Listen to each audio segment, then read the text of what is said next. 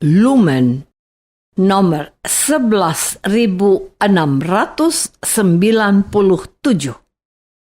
14 Agustus 2024.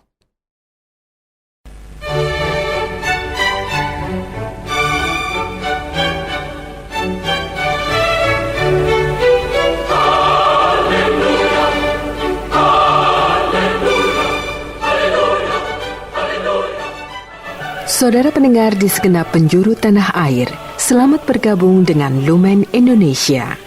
Lumen Indonesia, siap melayani Anda setiap hari.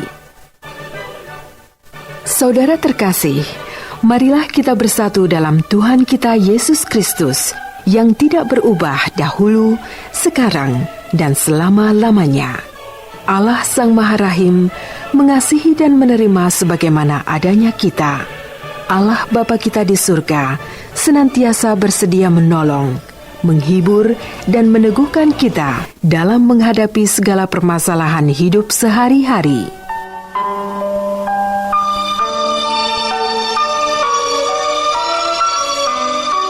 Saudara-saudari, marilah kita mendengarkan renungan dengan judul Menegur dan Mengingatkan.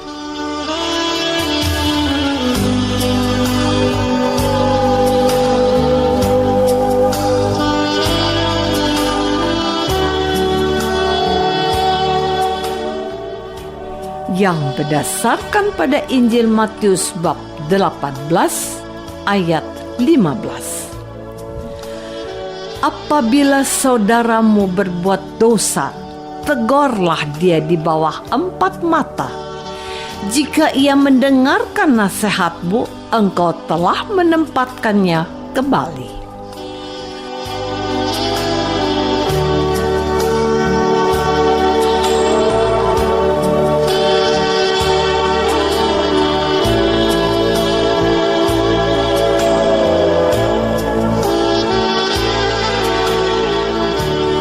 Dalam nama Bapa dan Putra dan Roh Kudus. Amin. Saudara-saudari terkasih dalam nama Tuhan Yesus Kristus.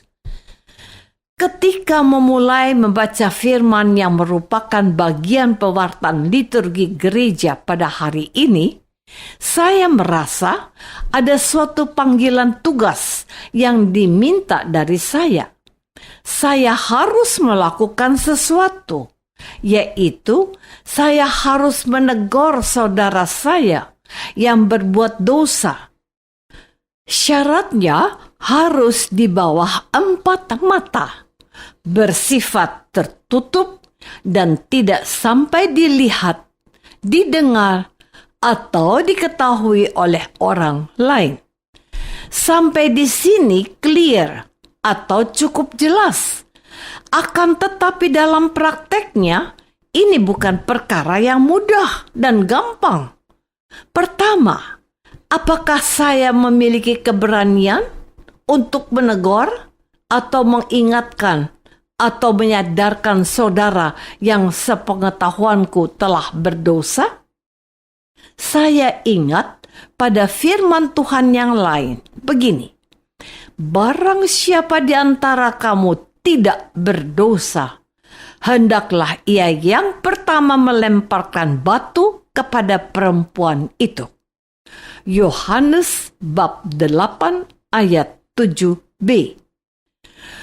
Orang-orang Farisi membawa perempuan yang tertangkap berbuat zina untuk dihakimi, tetapi mereka tidak berani melakukan penghakiman. Tuhan Yesus tidak menghakimi dia, tetapi berfirman, "Pergilah dan jangan berbuat dosa lagi." Saudara-saudari terkasih, dalam refleksiku selanjutnya, aku menemukan 2 kata yang berbeda maknanya, yaitu menegur dan menghakimi. Menegur itu untuk memperbaiki, sedangkan menghakimi itu untuk menghukum. Hal ini ternyata Tuhan tidak meminta saya atau Anda untuk menghakimi orang yang sudah berbuat dosa, melainkan menegur dia agar tidak berbuat dosa lagi, supaya orang ini sadar akan kelakuannya yang tidak sesuai dengan kehendak Allah. Perhatikan kata-kata Tuhan Yesus ini setelah ia bertanya, "Apakah ada orang yang melempari dirinya dengan batu?" Jawab wanita itu, "Tidak ada, Tuhan." Ya, pastilah, sebab memang mereka tidak ada yang tidak berdosa. Tetapi bagaimana dengan Yesus? Dia itu Allah. Dia tidak berdosa. Perhatikan kalimatnya yang penuh kasih ini. "Aku pun tidak menghukum engkau." Sekalipun Tuhan itu mempunyai kekuasaan untuk menghukum wanita berdosa itu, tetapi Ia adalah Allah yang pengasih dan penyayang. Tuhan Yesus membenci dosa, tetapi Ia menyayangi orang-orang yang berdosa, menerima para pendosa, pelacur, pemungut cukai, dan makan bersama-sama dengan mereka, dan mereka bertobat lalu mengikuti Dia. Saudara-saudari terkasih, sebagai pengikut Tuhan Yesus, kita dipanggil untuk peka dan peduli akan nasib sesama kita yang tersesat. Kita tidak boleh masa bodoh. Kita harus berbuat sesuatu, bukan menghakimi untuk menghukumnya, melainkan menegurnya untuk mendapatkannya kembali. Kita harus memiliki keberanian melihat dan mengungkap kejahatan dosa. Namun, kita tidak harus seperti orang Farisi, melainkan dengan penuh kasih memberikan teguran yang santun dan dapat diterima dengan baik, sehingga orang yang bersalah itu akan tersadar dan mau kembali ke jalan yang benar.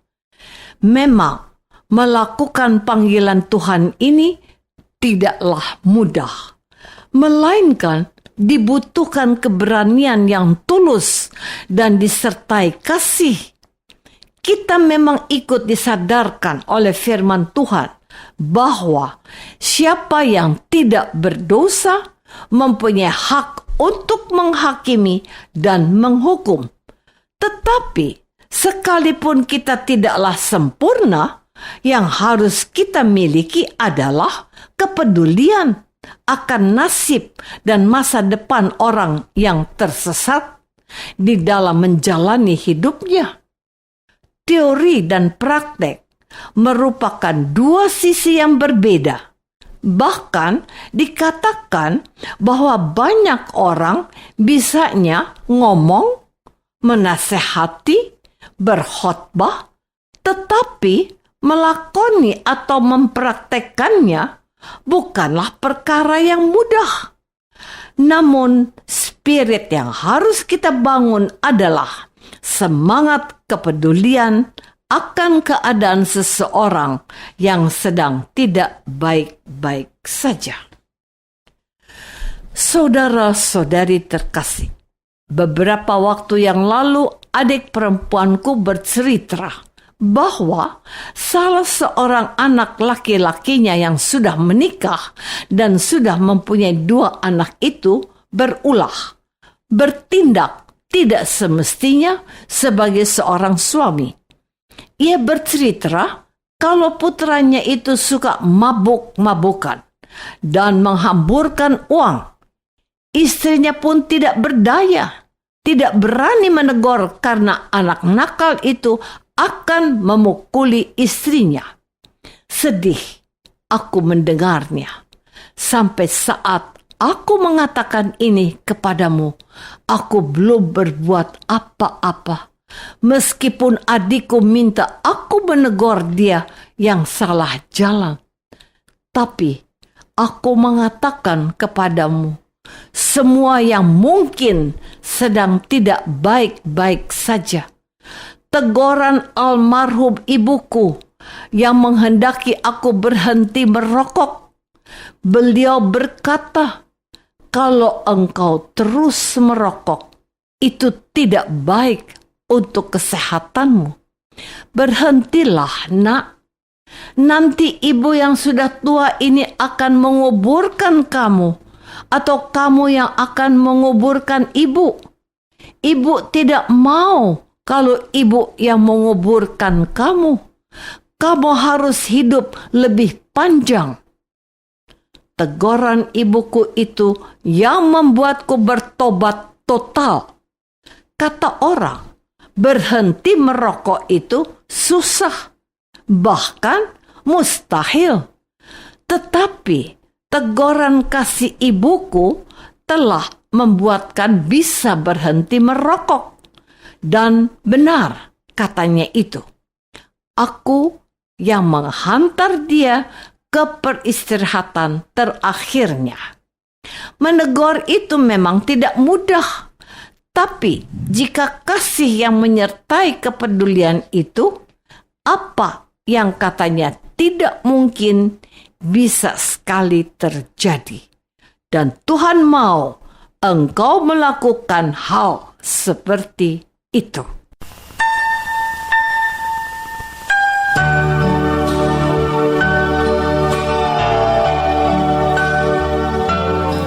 Marilah kita masuk dalam saat hening sejenak untuk meresapkan renungan yang baru saja kita dengar bersama dalam kehidupan iman kita masing-masing.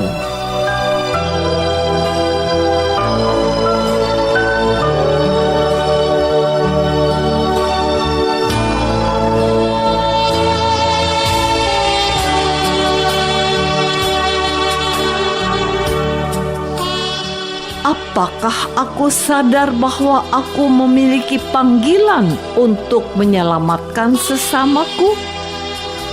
Marilah kita berdoa.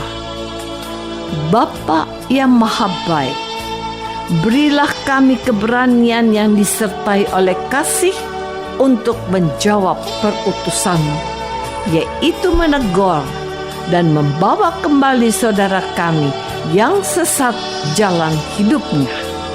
Demi Yesus Kristus, Tuhan dan pengantara kami. Amin. Semoga kita semua selalu dinaungi dan dibimbing oleh berkat Allah yang Maha Kuasa. Dalam nama Bapa dan Putra dan Roh Kudus. Amin.